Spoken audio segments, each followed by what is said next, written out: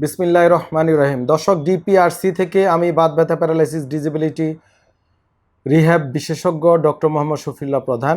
আমার ইউটিউব এবং Facebook page দুই জায়গায় ভিডিওটি যাচ্ছে। যারা ইউটিউবে সাবস্ক্রাইব করেন নাই করে রাখবেন, ফেসবুকে যারা লাইক দেন নাই দিয়ে রাখবেন।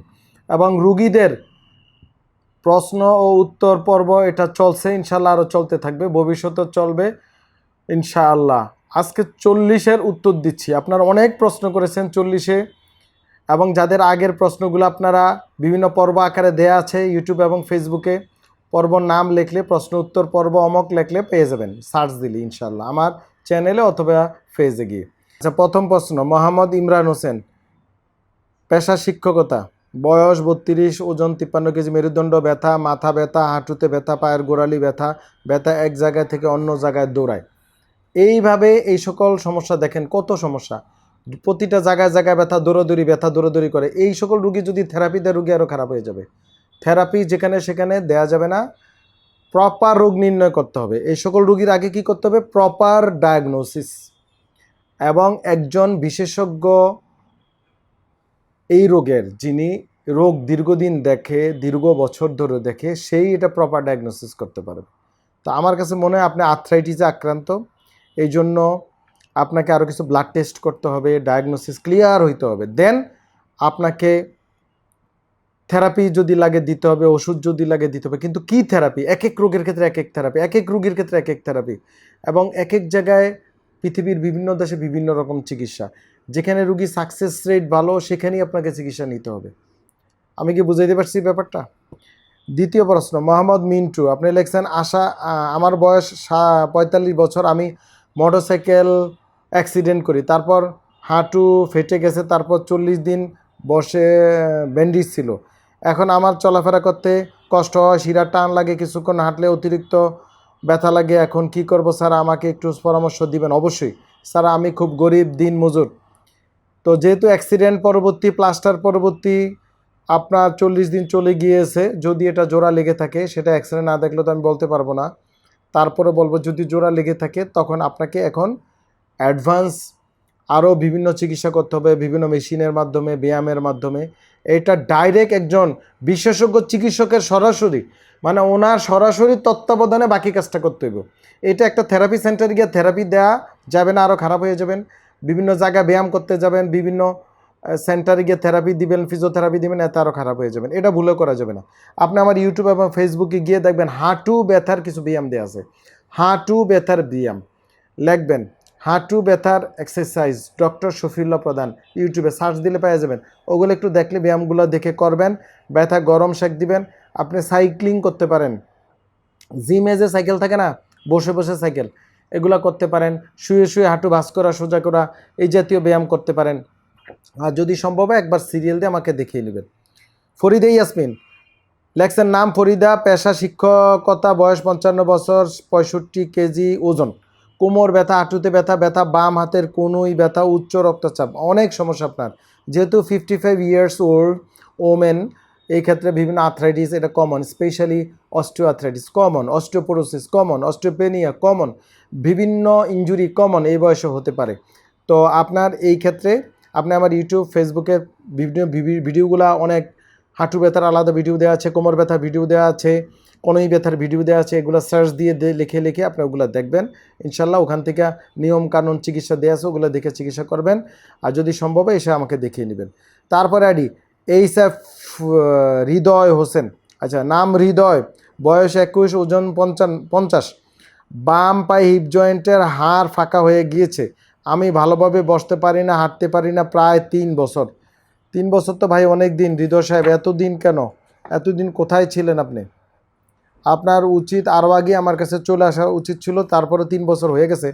আপনি আমার ইউটিউব ফেসবুকে লিখবেন হিপ জয়েন্টের ব্যথা, হিপ জয়েন্ট ক্ষয় লিখে ডক্টর শফিউল্লাহ প্রধান, দেখবেন সব পরামর্শ দেওয়া আছে, নিয়মকানুন, চিকিৎসা, অন্য রুগীরা ভালো হলো কীভাবে ডিপিআরসিতে, ইনশাল্লাহ সেটা পেয়ে যাবেন।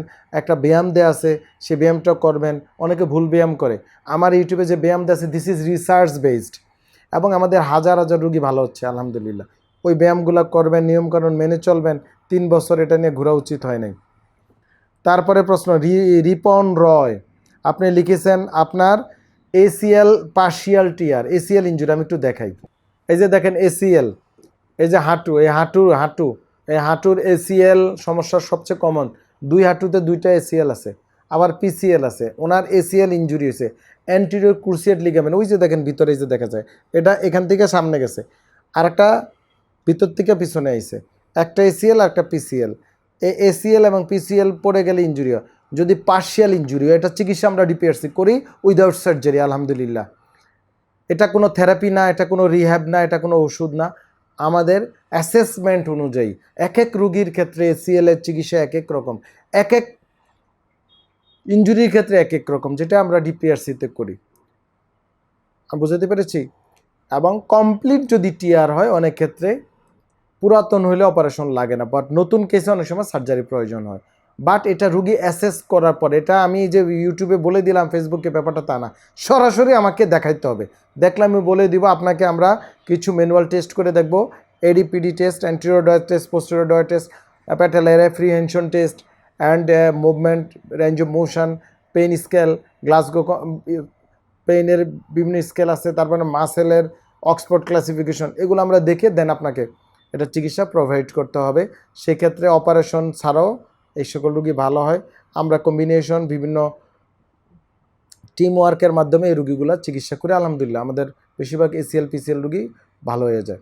তারপরে প্রশ্ন, নাম নিয়ন মণ্ডল, বয়স 41, ওজন 64 কেজি।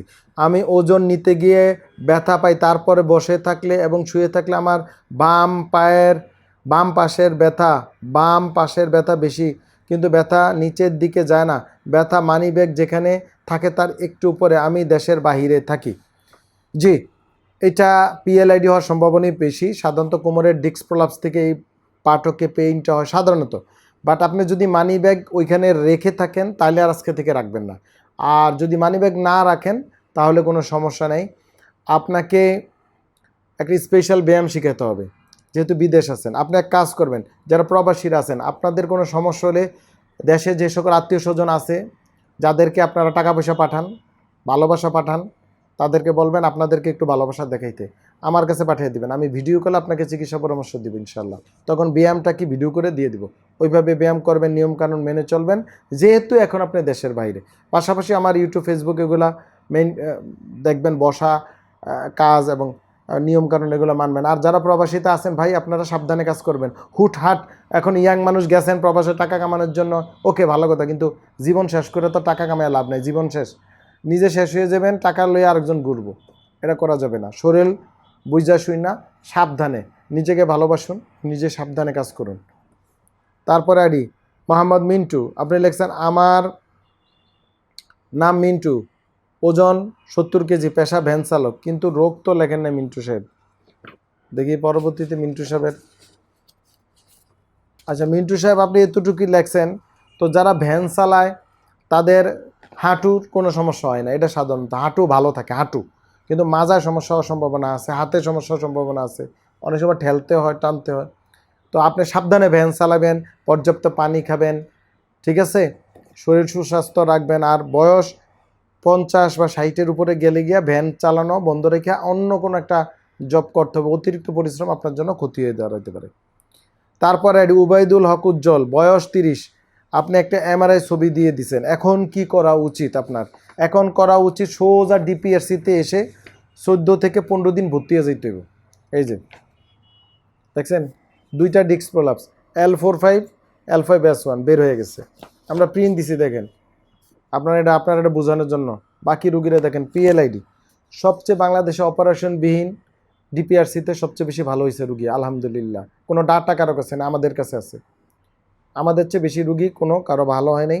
ইভেনকি অপারেশন আমাদের টিম আছে, আমরা টিমের মাধ্যমে অপারেশন করাই, একটা গ্রুপ টিম, রিহ্যাব টিম বলে।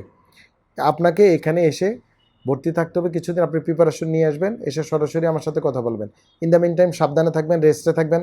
আমার ইউটিউব ও ফেসবুকে গিয়ে আমরা যে ব্যায়ামগুলো দেওয়া আছে, পিএলআইডির ব্যায়াম, সেগুলো করবেন। আমার ব্যায়ামগুলো রিসার্চ বেস, এই ব্যায়ামের বাইরে কোনো ব্যায়াম করা যাবে না।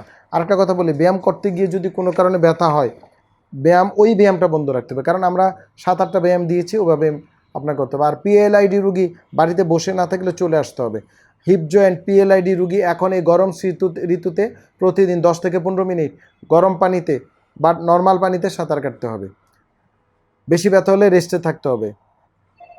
আমার ইউটিউব ফেসবুকে দেওয়ানো ব্যায়ামগুলো করতে হবে, নিয়মগুলো মাইনা চলতে হবে। সবাই ভালো থাকবেন, ভিডিওটা শেয়ার করে দিবেন। আসসালামু আলাইকুম ওয়া রাহমাতুল্লাহি ওয়া বারাকাতুহু। ডিপিআরস লিমিটেড, আস্থা, বিশ্বাস ও নির্ভরতায় অবিচল।